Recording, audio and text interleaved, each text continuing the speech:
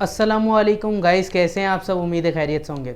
हाजिर हैं आज की नई वीडियो के साथ और आज की वीडियो में हम पढ़ेंगे एंडोप्लाज्मिक रेटिकुलम। लेकिन इससे पहले चूँकि आपको पता है कि हम सेल पढ़ रहे थे, सेल हमने पढ़ा, सेल क्या होता है, सेल थ्योरी पढ़ी, सेल वॉल पढ़ी, न्यूक्लियस पढ़ा, ठीक है, सेल मेम्ब्रेन पढ़ी, ये सारी चीज़ें पढ़ चुके हैं। और अब उसके बाद हम सेल ऑर्गेनल पर आ गए, ठीक है, एंडोप्लाज्मिक रेटिकुलम पर। तो अब अगर आपने वो वीडियोस नहीं देखी तो प्लीज़ डिस्क्रिप्शन में उसका लिंक मौजूद है, जाकर वो भी देख लें ताकि आपको अच्छा समझ आए, ठीक है। स्टार्ट करते हैं अपनी वीडियो को एंडोप्लाज्मिक रेटिकुलम से।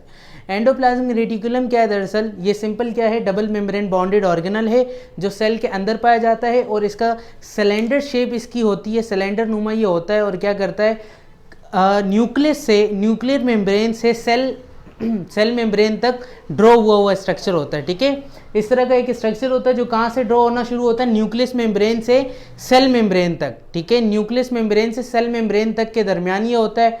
उसके बाद आ जाते हैं इसके बना किससे होता है, ये बना होता है मेजर पार्ट इसके अंदर क्या आता है, lipoprotein. Lipoprotein is a conjugated molecule, ठीक है, हमने ये भी पढ़ा था। लाइपोप्रोटीन के अंदर लाइपो मीन लिपिड होता है और प्रोटीन मीन प्रोटीन, मतलब ये लिपिड और प्रोटीन का क्या है, कंजुगेटेड मॉलिक्यूल है।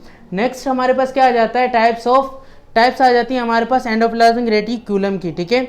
एंडोप्लाज्मिक रेटिकुलम की कितनी, 2 टाइप्स होती हैं, ठीक है, स्मूथ एंडोप्लाज्मिक रेटिकुलम और रफ एंडोप्लाज्मिक रेटिकुलम, ठीक है।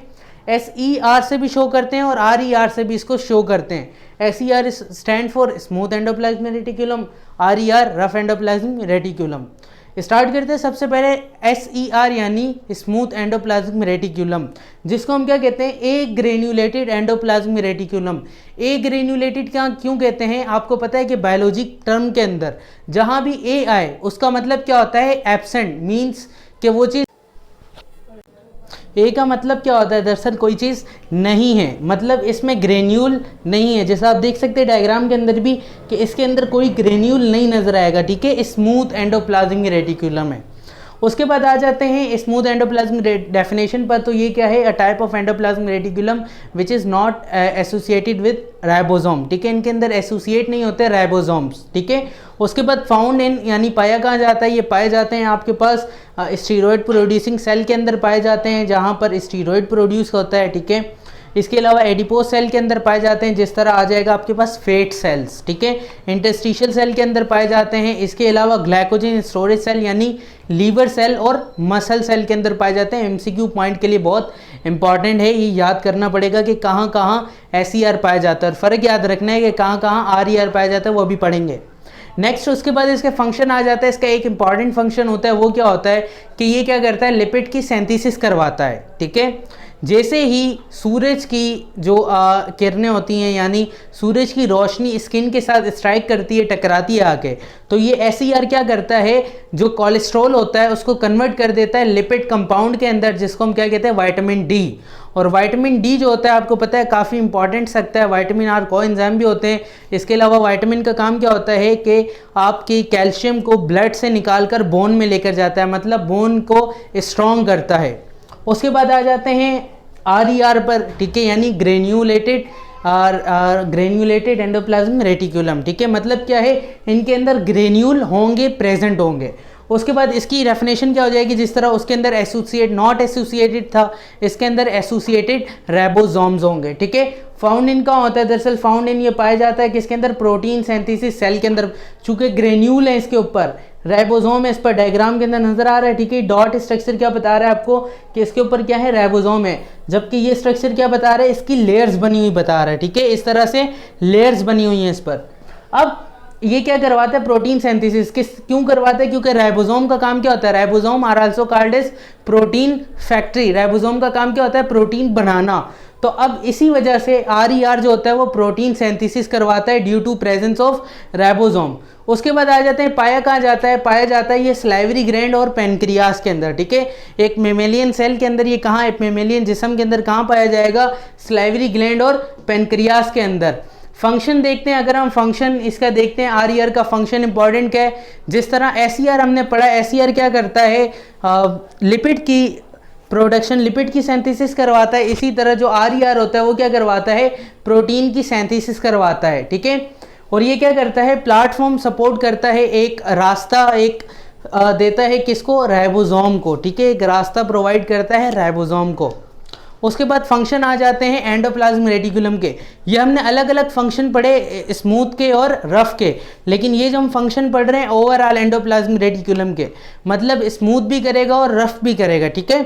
उसके अंदर सबसे पहले हमारे पास क्या आता है कि एंडोप्लाज्मिक रेटिकुलम क्या करता है कि स्ट्रक्चर जो बनाता है, फ्रेम वर्क बनाता है, ठीक है। इसके अंदर इस तरह इसकी लेयर बनी होती हैं और ये सेल के अंदर क्या होता है, ड्रॉ होता है और इसके अंदर क्या बना देता है, स्ट्रक्चर फ्रेमवर्क बना देता है। उसके बाद ये इंक्रीज करता है किसको, सरफेस एरिया रिएक्शन को।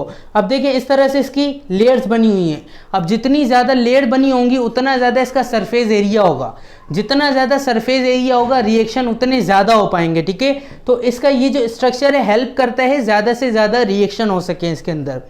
उसके अलावा आ जाता है आपके पास कि एंडोप्लाज्मिक रेटिकुलम क्या करता है, आपके पास कंडक्टिंग पाथवे इंपोर्ट एक्सपोर्ट करवाता है। आपको जिस तरह बताया कि जो इसका स्ट्रक्चर होता है वो न्यूक्लियर मेम्ब्रेन से सेल मेम्ब्रेन पर होता है, मतलब सेल मेम्ब्रेन से जो भी चीज़ अंदर आनी है यहाँ राइबोसोम के जरिए, एंडोप्लाज्मिक रेटिकुलम के जरिए अंदर आएगी और कहाँ तक जाएगी, न्यूक्लियर मेम्ब्रेन तक जाएगी, ठीक है। तो ये इंपोर्ट एक्सपोर्ट का भी काम करता है। इसी तरह न्यूक्लियस से कोई चीज़ निकलती है तो कहाँ तक जाएगी, बाहर भी इसके थ्रू ही जाएगी।